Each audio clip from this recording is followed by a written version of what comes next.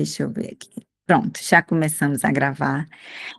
Sejam todos bem-vindos, boa noite a este evento promovido pelo Grupo Brasileiras em PLN, Processamento de Linguagem Natural, em alusão às comemorações, né, ao Dia das Meninas e Mulheres na Ciência. Hoje a nossa convidada é a Mariana Braga, ela é oficial de programa do setor de educação da Unesco e vai nos brindar aí com a sua fala sobre o futuro, né, das mulheres e das meninas na área de educação, enfim. Seja bem-vinda, Mariana, muito obrigada por sua generosidade em fazer essa fala com a gente. E vamos aproveitar, pessoal. Fica à vontade, Mariana. Estamos muito Olá, felizes em recebê-la. olá, Vládia, olá a todas. Muito obrigada pelo convite, obrigada pela oportunidade de estar aqui trocando, aprendendo, construindo junto com essas magníficas brasileiras cientistas.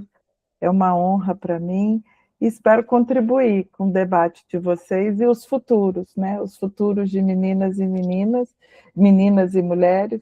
Acho muito simbólico esse evento de vocês para celebrar o Dia de Meninas e Mulheres na Ciência, 11 de fevereiro, e na semana de 8 de março, que é o Dia Internacional da Mulher.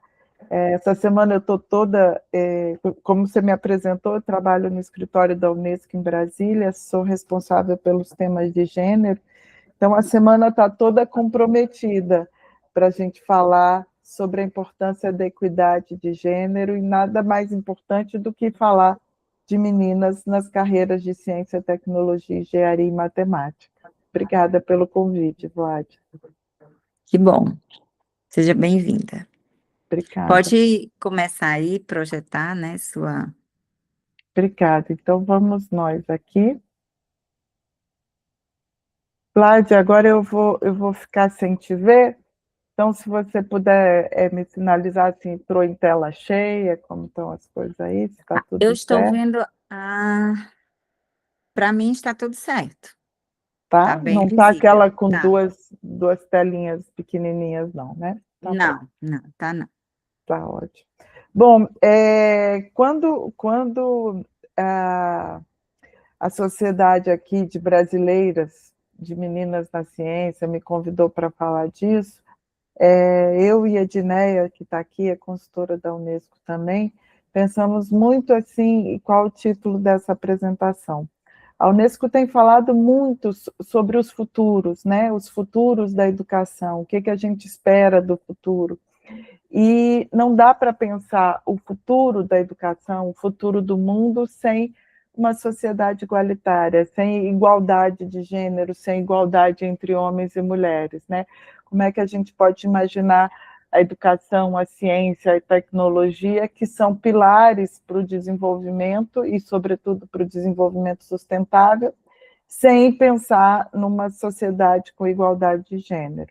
Então, esse foi um pouco o título e a provocação que eu trouxe aqui para vocês. Não tenho resposta para isso, mas tenho muitas provocações, e essas provocações que eu vou dividir um pouco com vocês. E aí, o primeiro, que eu acho que vocês sabem muito melhor do que eu, por que falar sobre meninas e mulheres em ciências, né? Como é que a gente precisa reconhecer a presença de meninas num espaço tão masculino e entender que isso é uma estratégia de futuro, né? De um futuro sustentável.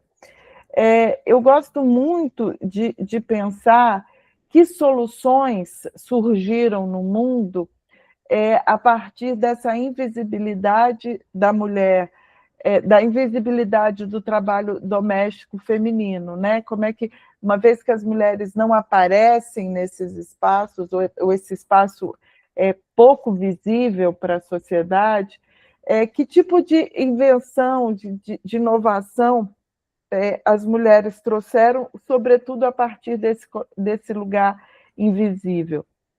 E aí eu gosto muito de lembrar assim, que a máquina de lavar, esses potinhos que antigamente chamava Tupperware, né, para você guardar resto de alimento na geladeira, foram invenção feminina. A tábua de passar roupa, fralda descartável, varal retrátil, mala de rodinha, e o Wi-Fi também, entre outras tantas invenções, foram produzidas por mulheres, né?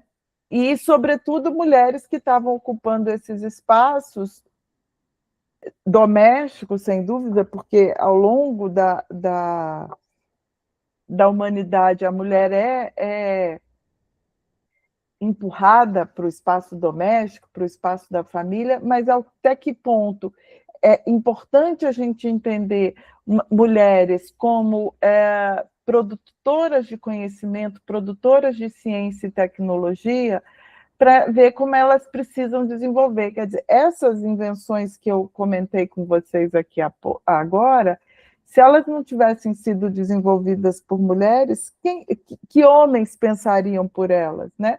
É possível imaginar que homens pensariam numa tábua de passar, numa máquina de lavar automática, numa Wi-Fi, que foi exatamente pensada na perspectiva de mulheres que fazem múltiplas coisas simultaneamente, né? E aí um pouco do que eu queria conversar aqui com vocês também é sobre essa desigualdade na participação, né? Quais são as barreiras que essas meninas enfrentam e o que a gente precisa fazer para incluir mais meninas e mulheres nas carreiras científicas. E aí alguns dados que eu imagino que vocês saibam, né? Que há uma subrepresentação de mulheres em prêmios científicos, sobretudo o Nobel esse dado é de 2024, né, mas até lá, de 580, quase 590 prêmios concedidos, apenas 17 foram concedidos às mulheres, né? E por que que no mundo todo, hoje, as mulheres representam um pouco mais de um terço das matrículas nas áreas de ciência, tecnologia, engenharia e matemática? Então, que esse é um dado, eu vou mostrar para vocês já um pouco diferente no Brasil, mas que ainda é muito representativo, né? E aí, trago outros dados, né, sobretudo de mercado de trabalho, como as mulheres, mesmo que ocupem o mesmo lugar que os homens, desempenhem as mesmas funções, ainda tem uma defasagem salarial grande, apesar da lei que iguala salários de homens e mulheres, né? E aí, sobretudo, dados de violência. Ontem eu estava num seminário na Presidência da República, aqui em Brasília, falando sobre feminicídio. E vocês devem ter visto nos jornais, saiu ontem os dados do Fórum de Segurança Pública sobre violência contra a mulher e feminicídio. Os feminicídios acontecem em 95% dos casos, ele é cometido por um homem. Então, o homem é o agressor dessa violência e cerca de 80% deles acontece dentro da casa da vítima. Então, a gente ainda tem as famílias e as casas ainda são uma barreira muito grande, tanto para o desenvolvimento quanto para a capacidade das meninas de seguir na educação e escolher uma educação ligada às áreas científicas. E aí, um pouco, como é que as meninas estão hoje, né? Elas têm a questão dos estereótipos muito presentes, né? Que começam muito cedo, desde a infância, tanto na escola quanto nas famílias, que associa ciência e tecnologia ao espaço masculino. Então, isso é muito comum nos livros didáticos hoje em dia. Você tem meninos representados com papéis de força, de poder, meninas ilustradas com papel de cuidado, de pertencimento. Então, as meninas estão nas profissões de cuidado, psicologia, docência, assistência social, os meninos são os bombeiros, a polícia. Isso ainda é o padrão do livro didático hoje no Brasil, em alguns outros países também, e a gente não assiste, ou assiste com pouca predominância, projetos e políticas públicas que fortaleçam a inclusão de meninas, e como é que, se a gente tivesse apoio e mentoria nos espaços educativos, como é que a gente podia mudar um pouco essa realidade e, claro, dando visibilidade maior a essas mulheres que ocupam essas carreiras como vocês. Isso aqui um pouco eu falei para vocês agora há pouco, né, do retrato dessas meninas hoje, né, da desigualdade no mercado de trabalho e dessa violência extrema. Esse aqui eu não atualizei, mas para aquelas que têm interesse sobre violência baseada em gênero, violência contra a mulher, violência, feminicídio, os dados ontem do Fórum de Segurança Humana retratam uma triste realidade brasileira. E acho importante mencionar, eu até mencionei isso ontem no seminário, há uma discussão muito grande quando a gente fala de violência baseada em gênero, que o Brasil é o país que mais mata pessoas trans no mundo. Não há dúvida sobre isso, não há dúvidas que somos um país assassino, e com violências, com requintes de crueldade, e também não há dúvidas que nós somos um dos países que mais mata crianças, adolescentes, mulheres e homens. Então, eu quero trazer essa reflexão, não para negar que não haja homofobia no Brasil, mas que o brasileiro está acostumado a resolver as questões dele na base da violência, né? Então, eu preciso eliminar o outro, né? A capacidade de diálogo, aquelas que são das áreas de educação e conhecem Paulo Freire, a capacidade de pensamento crítico que Paulo Freire tanto estimulou, um pouco isso se perdeu, e a resolução de conflitos hoje acaba sendo por um crime, por uma violência. Então, como é que a gente precisa pensar também na construção de futuros igualitários e que possam ser, a cultura de paz possa, de fato, ser atingida com diálogo.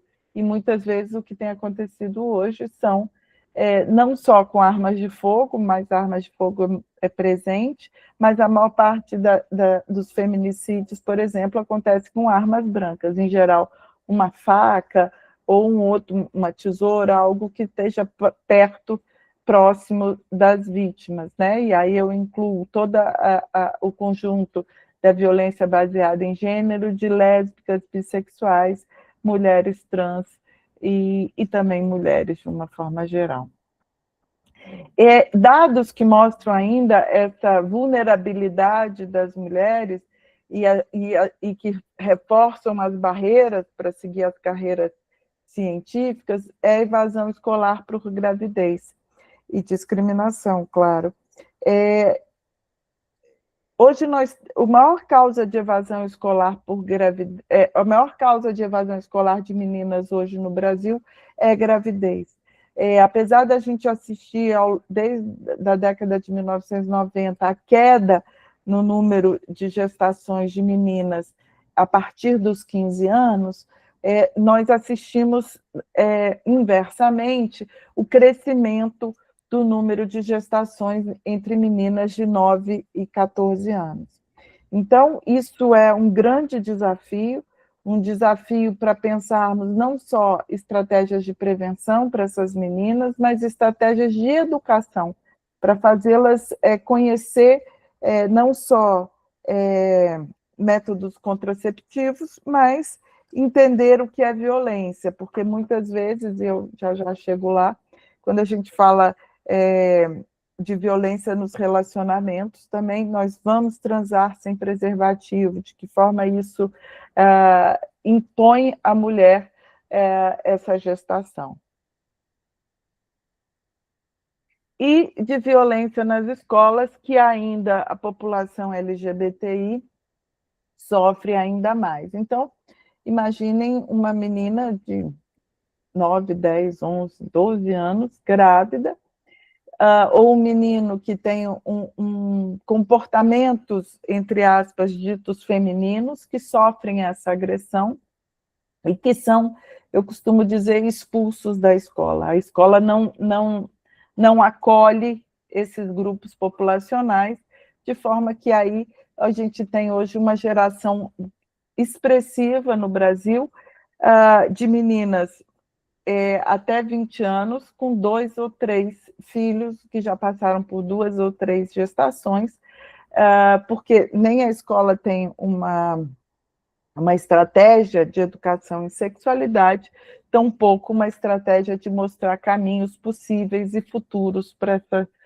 essa menina, para essa adolescente. E aí, de que forma essas barreiras se constroem ou se implementam, né? E aí eu falo em nome da Unesco, a Unesco classifica essas barreiras de 4 níveis, né? Eu acho que eu passo adiante e volto aqui um pouco para vocês entenderem. Esse slide, para mim, é muito simbólico, né? Essas são os fatores que influenciam a participação e o desempenho e o avanço das meninas e das mulheres nas carreiras de STEM, né? Sobretudo no âmbito do estudante. Então, é um pouco daquilo que eu falei há pouco para vocês sobre estereótipos, né? Eu não tenho habilidade, meninas são boas em humanas, meninos em matemática, então são estereótipos construídos na sociedade que permeiam a realidade do estudante e que o impedem de seguir uma carreira que, de fato, ele tenha interesse ou que ele tenha vocação ou disponibilidade. E esses estereótipos construídos na esfera do estudante, eles não são individuais, né? Ele tem o campo da família. E aí, eu volto aqui um pouco, como é que a família tem expectativas sociais para esse estudante, né? Então, quantas vezes nós já ouvimos, eu espero que você seja médica, eu espero que você seja professora, eu gostaria que a área de ciências não é para você, engenharia nunca pode ser.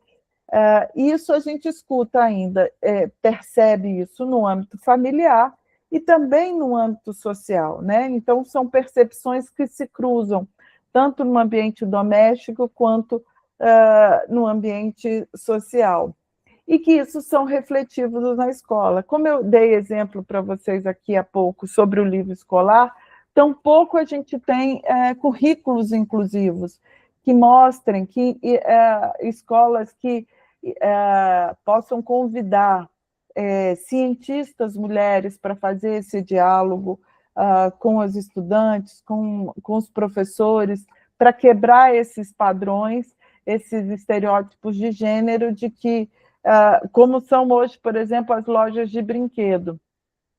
Quando você compra um brinquedo, ou você entra numa loja de brinquedo, ela é separada em 2 cores, né? Rosa e vermelho, rosa e azul. Então, você entra na loja, o presente é para menino ou para menina? E aí você tem os brinquedos de força, de desafios para os homens e os brinquedos de cuidado para as mulheres. Então, em que medida é um desafio também social, estrutural e da própria escola para quebrar esses paradigmas e mostrar a essa menina que ela pode seguir uma carreira, desculpa, que originalmente não estava prevista, ou que esses modelos sociais ainda não permitem com que ela ingresse. E aí eu não falei de todos, mas depois posso compartilhar esse slide aqui com vocês. As mídias sociais, e aí eu não falo só de redes sociais, mas de televisão, rádio, desempenham um grande papel também na construção desses estereótipos, que é importante também considerar a perspectiva da interseccionalidade, ou seja, eu não estou falando só de meninas brancas, de mulheres brancas, mas de entender que os contextos raciais, que os contextos sociais, que o contexto de nível de renda, se você é um estudante ou uma pessoa com deficiência ou migrante, influenciam nisso. E aí também se dá as cobranças e as crises de saúde mental que assistimos hoje muito com as meninas que têm que se apresentar nas suas redes sociais como uma menina bonita, magra e que cumpre os estereótipos de corpo que são esperados daquela menina. Então, esses modelos de corpo, de cabelo, de imagem, que são vendidos por todas as mídias sociais de massa, elas comprometem a saúde mental e, sem dúvida nenhuma, trabalham com a construção desses estereótipos, desses papéis sociais que impedem as meninas de seguir nas carreiras de ciência, tecnologia, engenharia e matemática. Queridas, eu não estou controlando meu tempo, desculpa. Se eu passar do tempo, pode me interromper, tá bom? Tranquilo, pode ficar tranquila. Obrigada, Vládia. E eu costumo dizer, a gente só constrói política pública quando temos dados para entender o tamanho do problema. E, de fato, há uma lacuna muito grande na produção de dados, e aí isso não é uma característica específica brasileira, mas ao redor do mundo isso também se reflete. Quem são as mulheres na ciência? Onde elas estão representadas? De que forma elas se apresentam? Por quê? Porque, e aí eu me lembro de novo do seminário que eu estava ontem, que era sobre feminicídio, e uma mulher indígena pediu a palavra e disse: nós fomos as primeiras mulheres violentadas nesse país, e todos nós sabemos como as mulheres indígenas foram estupradas, agredidas, violentadas, em troca de território ou de outros bens materiais, e que hoje a gente não tem um dado, quando a gente fala tanto de feminicídio, quanto a gente fala de violência baseada em gênero, violência contra a mulher, nós não temos um recorte sobre violência sexual contra mulheres indígenas. Né? Então, de que forma eu um dia posso ter uma política pública para um determinado grupo se eu não sei o tamanho do problema? É claro que, em números quantitativos, a violência contra mulheres indígenas é muito menor. Mas, por outro lado, percentualmente, isso tem um significado muito importante. Então, isso também é uma provocação para vocês, mulheres cientistas amazônidas, que é de que forma a gente pode gerar dados para que esses dados tenham, de fato, a representatividade de onde falamos, de quem somos e de como reagimos, né? Então, apesar de globalmente entender que as mulheres representam mais, no Brasil, por outro lado, nós temos um número muito maior de professores, de pesquisadores, de cientistas que publicam, né? E como é que isso se apresenta? Quem são esses números? Onde estão? Né? Como é que a gente pode mostrar isso para acabar com essa subrepresentação, feminina nas ciências, né?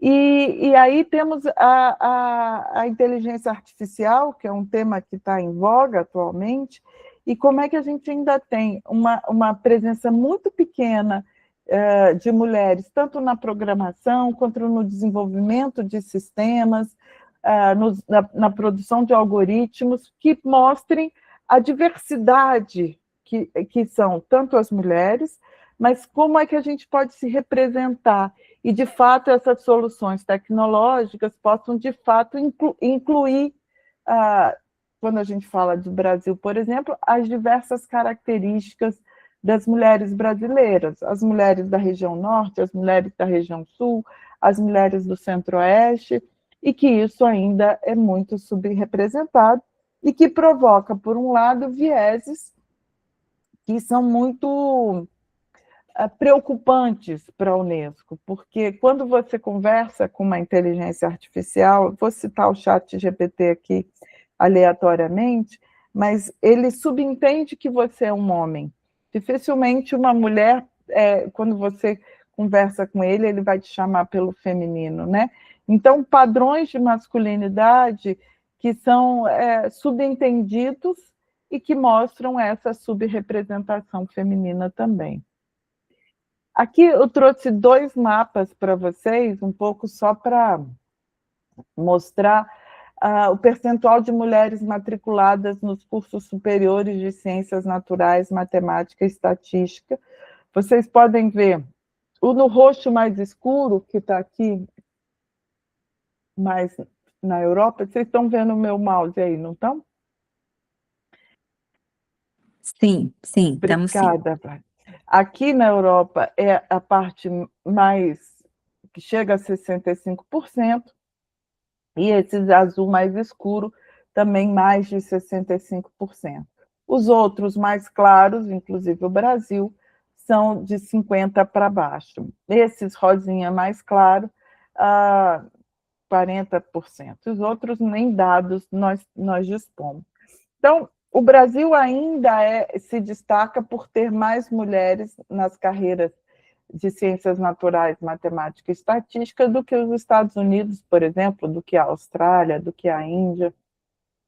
Mas ainda precisamos avançar muito. E aí, quando a gente fala em engenharia, produção industrial, o Brasil tem mais de 35%. Mas vocês veem que a gente não consegue chegar nem perto dos 40%. A gente, enquanto mundo, não conseguimos avançar nisso nem para 50%. Ou seja, os desafios são imensos, e se a gente fizer um recorte, porque aqui o recorte é por país, por região, aí os dados da região norte chamam ainda mais atenção do que o do resto do país, onde há aqui discrepâncias e diversidades regionais muito importantes que precisam ser consideradas. E aí, um pouco já que estamos aqui falando de 11 de fevereiro e 8 de março, Vlad, eu não queria deixar de comentar um assunto que para a Unesco é muito importante, que é a violência baseada em gênero, facilitada pela tecnologia. Porque também é cada dia mais importante podermos incluir meninas na tecnologia, para acabar com os vieses de gênero, sem dúvida nenhuma, e para criar algumas formas de barrar também a violência de gênero, que hoje tem sido amplificada pelos meios digitais. Então, tenho certeza que todas aqui já ouviram, e meu nudes vazou, uma menina que manda um nudes para um menino, e isso vaza no grupo de WhatsApp da turma, no grupo da escola, né? Então, a Unesco tem percebido que o discurso de ódio, que as violências dos espaços físicos têm seguido para os ambientes digitais e tem, claro, se amplificado, tendo uma dimensão muito maior. E muitas vezes a tecnologia facilita essa violência, facilita essa perseguição, essas ameaças que as meninas sofrem, e de que forma mais meninas nas carreiras de ciência, tecnologia, engenharia e matemática podem criar soluções que impeçam esse tipo de violência ou que barrem esse tipo de violência que a gente assiste cada vez mais no mundo. E assim, eu trouxe até aqui vários problemas, mas eu não quero terminar um pouco com o problema, mas que soluções a gente tem e que a gente pode construir e facilitar para mudar um pouco esse cenário. E aí, pensando nos futuros, num futuro de desenvolvimento e num futuro efetivamente transformador. Sem dúvida, construir currículos sensíveis ao gênero, que a gente possa identificar mulheres protagonistas e dê visibilidade a elas, quais são as mulheres no seu território, no seu bairro, na sua cidade, no seu país, que têm visibilidade na ciência e que podem contribuir com o seu currículo, com a sua transformação. Como é que a gente pode garantir uma formação de professores sem vieses machistas, homofóbicos, ou mesmo misóginos? Então, capacitar professores para quebrar esse ciclo de violência, para quebrar esses papéis sociais, né? Construir, de fato, tecnologia que garanta segurança para essas meninas no ambiente digital. Uma das coisas que eu acho que é mais importante, isso é uma crítica pessoal, eu não falo agora em nome da Unesco, nós falamos no mundo inteiro sobre controle de redes sociais, controle de espaços digitais, de quais idades a gente diz, porque as meninas, que os adolescentes podem entrar nos espaços sociais, mas a gente não fala de estratégias educativas. De repente, todas essas tecnologias, e agora muito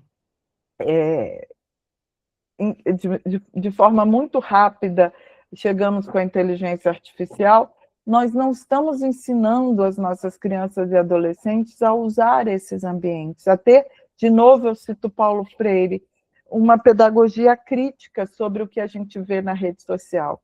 Então, quando você recebe uma mensagem de WhatsApp, que tipo de orientação você precisa ter para ler aquela mensagem, entender se isso é uma mensagem verdadeira, falsa, se ela é criada por inteligência artificial ou não. Então, ter políticas educativas e protocolos institucionais que construam um ambiente inclusivo é fundamental. E aí as escolas, e aí todos os espaços de encontro de crianças, adolescentes e jovens são fundamentais para construir uma educação para a paz, para construir futuros com redução de desigualdade, né? Então, e aí eu ponho aqui um pouco do que a Unesco tem feito nesse sentido. Então, tem trabalhado muito na perspectiva da formação de professores, de programas educacionais com vistas à redução dessas desigualdades, mas, sobretudo, eu brinco assim, que a Unesco é um parque gráfico. A gente produz muito conhecimento, a gente produz muitos textos, livros que são referência não só para as escolas, mas com outras instituições, e isso é bastante importante. Então, o que a Unesco tem feito no momento é mobilizado governos, escolas, o setor privado e as próprias comunidades para entender a importância da inclusão das meninas nas carreiras científicas, né?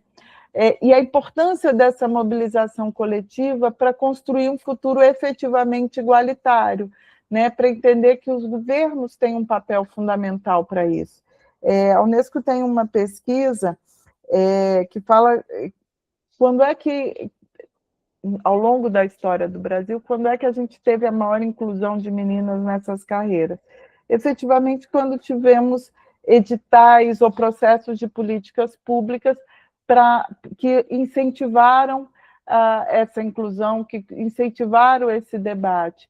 Então, de que forma o Estado também tem um papel importante na quebra desses paradigmas, desses estereótipos de gênero, né?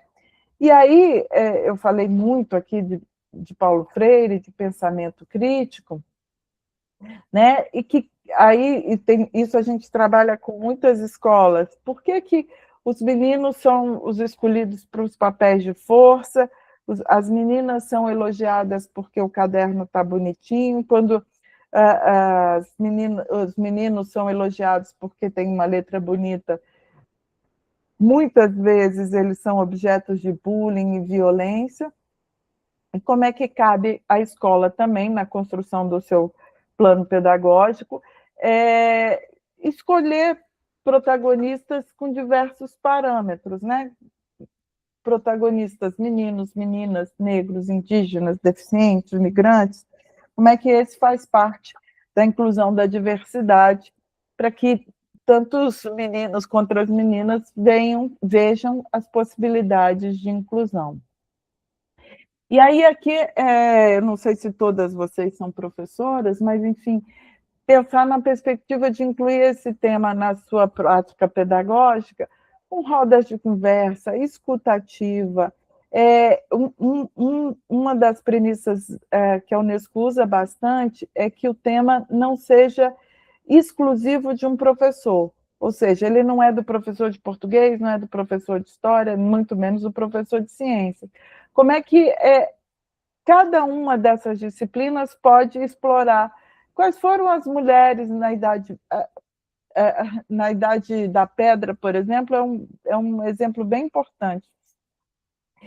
Nós temos hoje, os livros didáticos retratam a população da Idade da Pedra, homens na caça e as mulheres na cozinha, né? E hoje já tem várias referências, bibliografias que mostram que as mulheres caçavam na Idade da Pedra, né?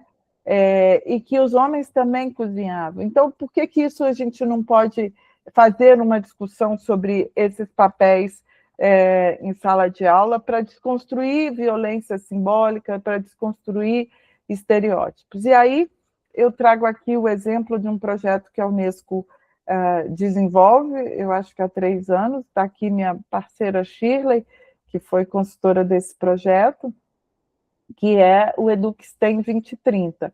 É um projeto desenhado e liderado pela Unesco no Brasil, para a inclusão de meninas nas carreiras de ciência, tecnologia e matemática, nessa perspectiva de futuros, né? De quem são os futuros, como podemos garantir a educação para o futuro. E eu começo um pouco contando para vocês o que é esse EduqueSTEM 2030, que começou com um consultor nosso que criou o projeto, entendeu que educa é o início da palavra educação em vários idiomas, STEM é uma sigla mundialmente conhecida, e 2030 é a Agenda 2030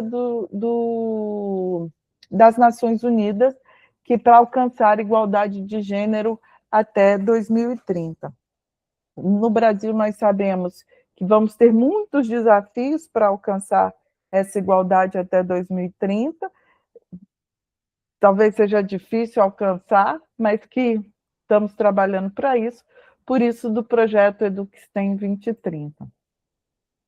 E aí é um projeto que busca impactar professores e estudantes para quebrar essas barreiras que a gente sabe nessas quatro esferas que eu comentei com você, tanto no âmbito individual, da escola, do ambiente, para que as meninas tomem consciência do que podem fazer e de que caminhos podem traçar. Então, é um projeto que a gente trabalha com as séries finais do ensino fundamental e do ensino médio, com foco em 2 cursos, um para o professor e outro para o estudante, para mostrar modelos de mulheres nas carreiras científicas, e já vou mostrar uma delas para vocês.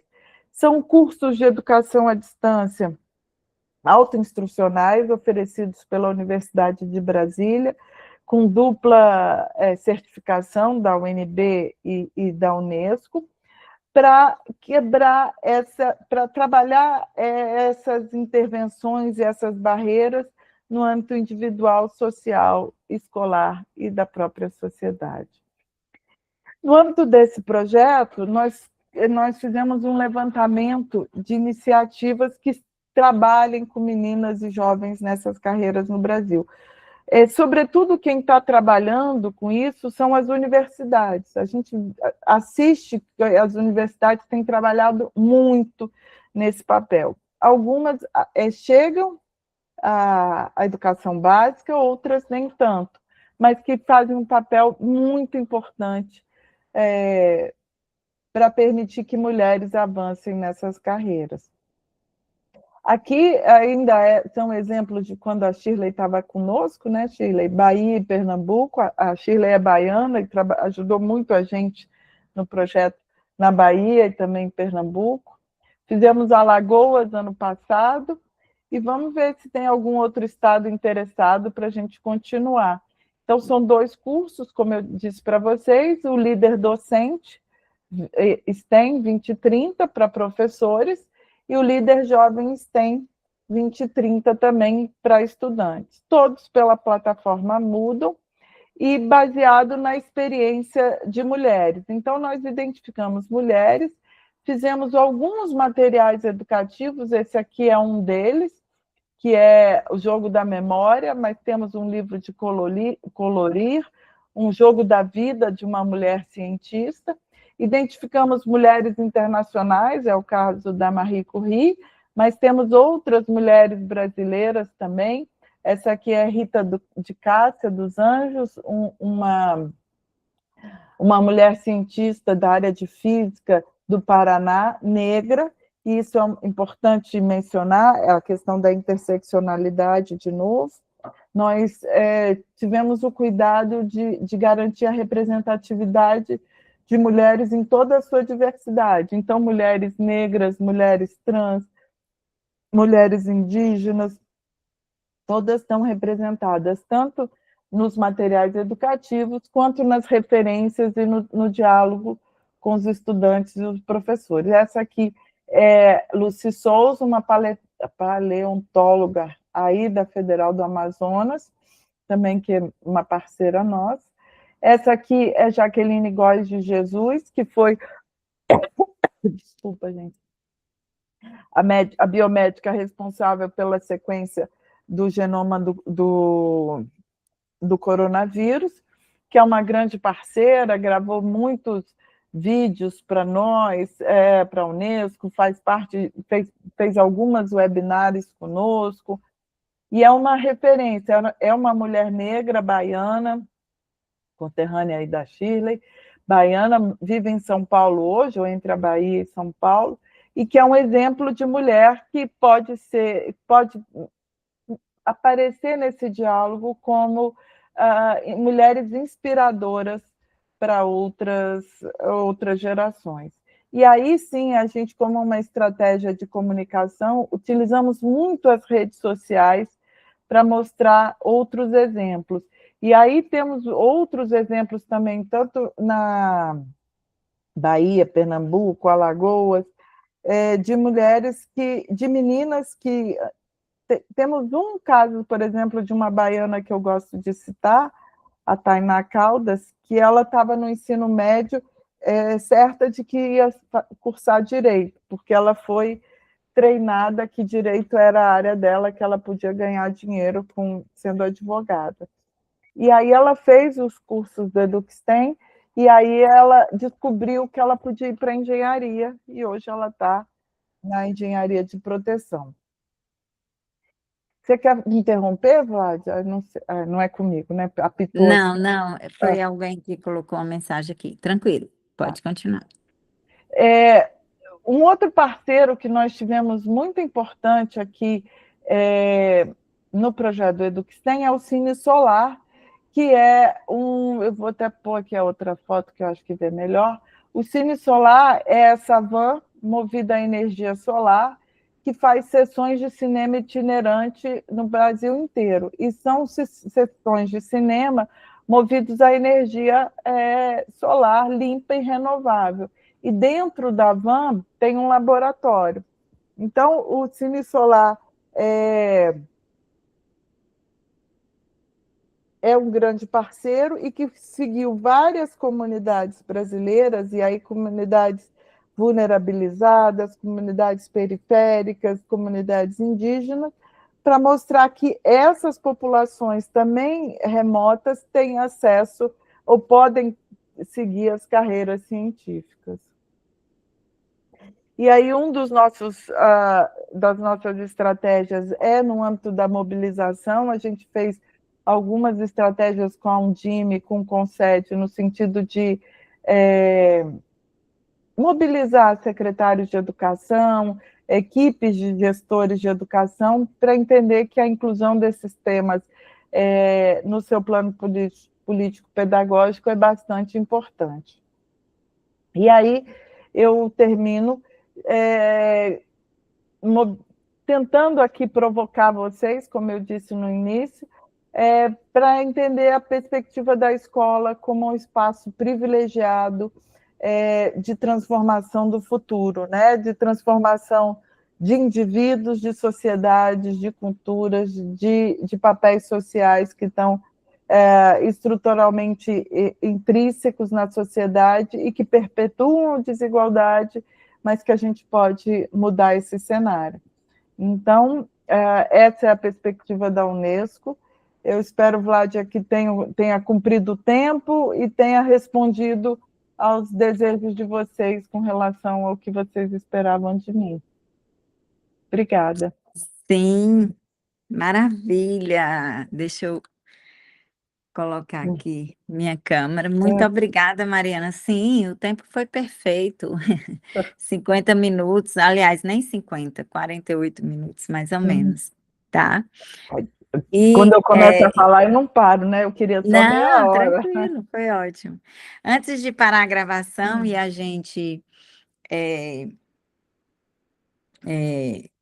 passar para a sessão, né, de bate-papo, de discussão assim mais aberta, a Liv que fez o convite para você, imagino, né? A Liv, ela está no Amazonas, na Federal do Amazonas, fazendo lá o trabalho pós-doc dela, e enfim, está desenvolvendo as pesquisas, mas nós somos de vários lugares do Brasil, né? Então, a Graça é de São Carlos, no estado de São Paulo, eu sou do Ceará, estou aqui em Fortaleza, da Universidade de Fortaleza.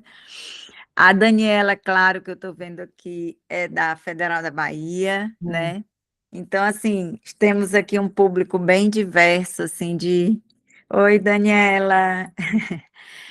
Assim, diverso e que cobre aí norte ao sul do Brasil. A Lívia, eu acho que não entrou, né? Não sei se tem ninguém do norte aqui, tem alguém do norte? Amanda?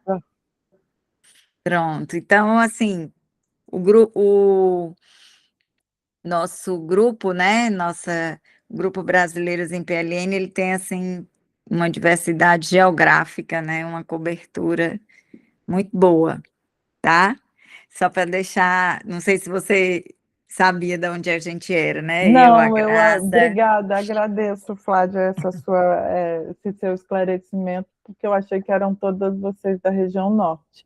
Pois Bom, é, falei exatamente. todos, bom Não, saber, bom tranquilo, conhecê-las. é só para deixar, né, mais, de forma mais enfatizada a importância, né, da sua fala, e aí para a gente pensar, né, como é aqui no Nordeste, no Ceará, no Norte, no interior de São Paulo, no Sul, né, temos nossas realidades, né, culturais, regionais e tal, e aí a sua fala nos toca, né, nesse sentido, que a gente fica pensando, o que é que eu, por exemplo, fiquei pensando, o que é que o Ceará está fazendo, né, em termos de quebrar essa barreira, né, nas escolas, barreira nas famílias e tal. Não sei o que é que o Ceará está fazendo, entendeu? Então, eu já vou atrás de saber o que é que o Ceará está fazendo para colocar né, nos colocar em contato aí com você e a Unesco para a gente movimentar. Tá? Então, eu vou parar aqui a gravação, né, Só antes que a queria gente... comentar, antes que você Ah, pare, tá. Flávia, eu coloquei aqui no chat o link para esse mapeamento de iniciativas, que talvez seja interessante. Você comentou, né, o que o Ceará está fazendo, eu não me Uhum. lembro de cabeça se tem alguma experiência do Ceará, mas está aqui à disposição de vocês, Tá todo ótimo, o acesso é maravilha. livre, e aí vocês podem dar isso. Pronto, aí Eu cada não uma, faço né, mais, do... daí Isso, é atrás olha do que faz. e ver como é que a gente pode unir forças, né? Muito Isso. bom, obrigada aí por compartilhar. Vou parar a gravação, como a gente tinha combinado, e aí eu abro a sessão de perguntas.